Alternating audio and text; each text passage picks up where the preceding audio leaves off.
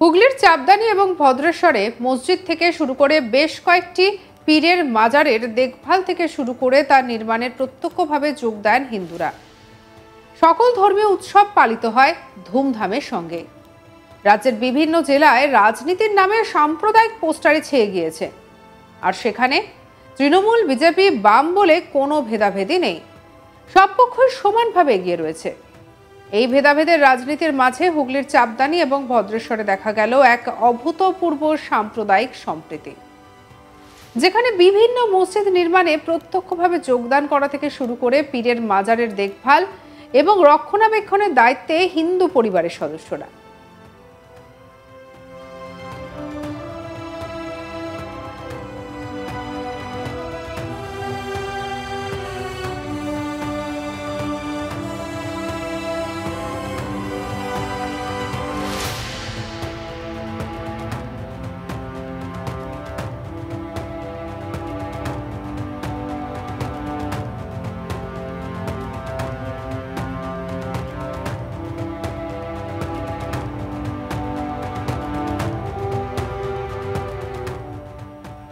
1967 সাল থেকে ভদ্রেশ্বরের পালপাড়ার দাস পরিবার সৈয়দ শাহ পীরের মাজারের দেখভাল করে আসছে।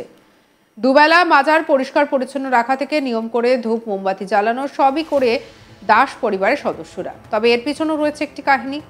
প্রায় 120 বছর আগে এই অঞ্চল জঙ্গলে ভরা ছিল।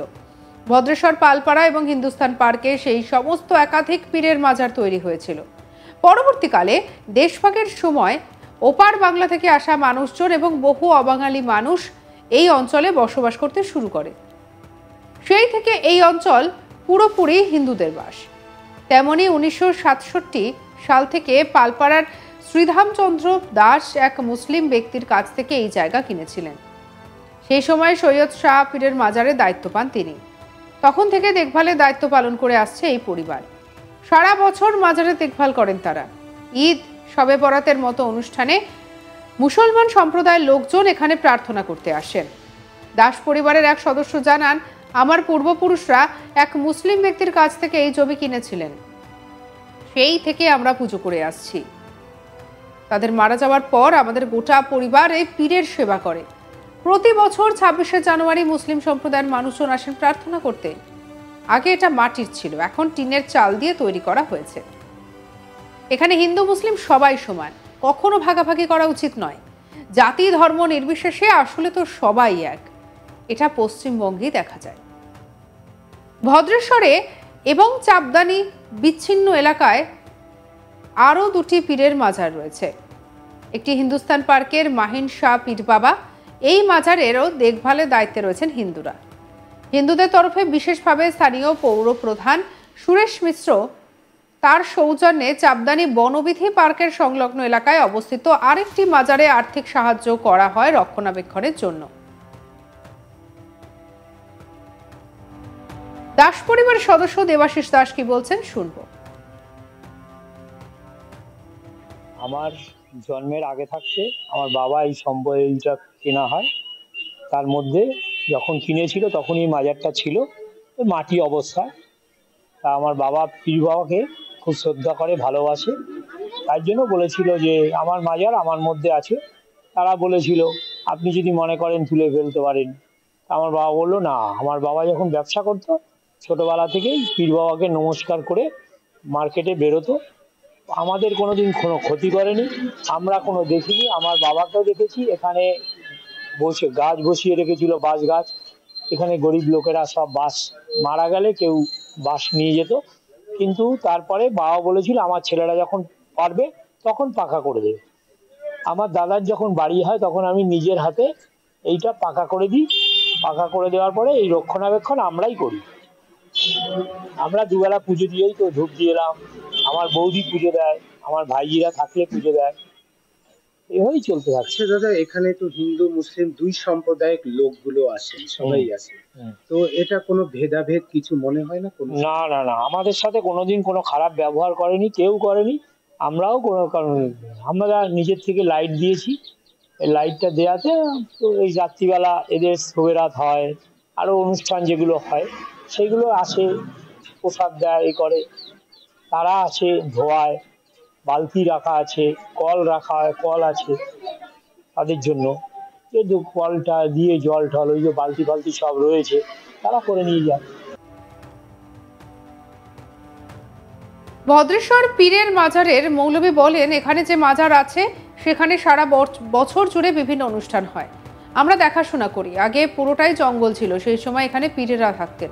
তারা মারা যাওয়ার পর কবর দিয়ে মাজার তৈরি হয়। পরবর্তীকালে এখানে হিন্দুস্থান কারখানা ছিল, কিন্তু তা বন্ধ হয়ে যাওয়ার পর জায়গা জমি বিক্রি হয়ে যায়। তারপর থেকে হিন্দুরা এখানে বাস করেন। তারাই মাজারের জন্য আর্থিক সাহায্য করেন। সকলে মিলে দেখাশোনা করি আমরা। এখানে সমস্ত জাতি মিলে মাজারের উৎসব পালন করা হয়। চাপদানি তাজু সারিয়া মসজিদ এবং ওকলু মিস্ত্রি মসজিদ কমিটির কর্ণধাররা বলেন যে এই মসজিদ নির্মাণে চাপদানি পৌরসভার পৌরপ্রধান সুরেশ মিশ্র সহ অন্যান্য হিন্দু ধর্মের লোকেরা তাদের সাহায্য অতুলনীয়। আমরা চাপদানি এলাকায় ধর্মীয় ভেদাভেদ ভুলে একে অপরের সঙ্গে হাতে হাত মিলিয়ে কাঁধে কাঁধ মিলিয়ে প্রত্যেক বছর উৎসব পালন করি। কি বলছেন মসজিদ কমিটির সদস্য আসগার আলী, শুনবো।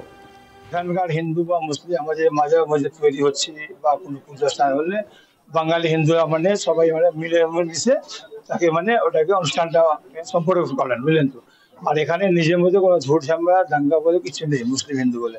আর আমার এখানে দুটো মসজিদে কোনো রকম আক্রমণ কোনো এখনো হলো না, আপাতত আর আগে হবেও না, এটা আছে। আর তারপরে সুরেশ মিশ্রা, যেটা আপনি এখানে চেয়ারম্যান আছেন, ওই যে রাস্তা করছেন বা ইলেকট্রিক পোল ওনাদের। মসজিদ কমিটির সদস্য মোহাম্মদ আলী রিজভী কি বলছেন, শুনবো। ये अंगस चंदनपाड़ा ये ऐसा इलाका है जहाँ हिंदू या मुस्लिम सब गंगा जमुनी तहजीब की तरह एक भाई की तरह रहते हैं। अभी तक यहाँ कोई किसी का कोई दंगा या फसाद नहीं हुआ। हर लोग आपस में मेल मोहब्बत से हम उनके पर्व त्योहार में जहाँ तक हमारी माने धर्म इजाजत देती है हम शरीक होते हैं, और वो हमारे धर्म में हमारे प्रोग्राम में शरीक होते हैं। এদিকে চাপদানি পৌরসভার পৌরপ্রধান সুরেশ মিশ্রের বক্তব্য শুনবো।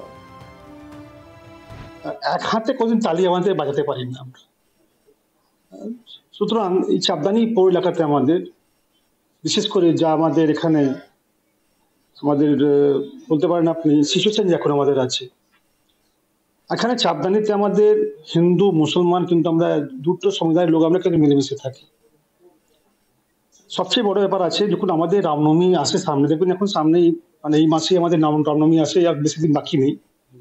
আপনি দেখবেন কি মসজিদের সামনে আমার যারা মুসলিম ভাইরা আছেন তারা কিন্তু নিজের কমিটির তরফ থেকে তারা এখানে শরবত মিষ্টি জলের ওরা অ্যারেঞ্জমেন্ট রাখে। ঠিক সেভাবেই আমরাও মুহররমে যখন ওরা মিছিল নিয়ে বেরোয় প্রসেসন নিয়ে, আমরাও আমাদের যে মন্দিরগুলো আছে, পঞ্চমুখী হনুমান মন্দির হোক, আমাদের বলদাঘাটের যে আমাদের মন্দির আছে, এখানে আমরা এখানে শরবত মিষ্টি জলের অ্যারেঞ্জমেন্ট আমরা রাখি, যাতে কোনো মুসলিম ভাইদের অসুবিধা না হয়।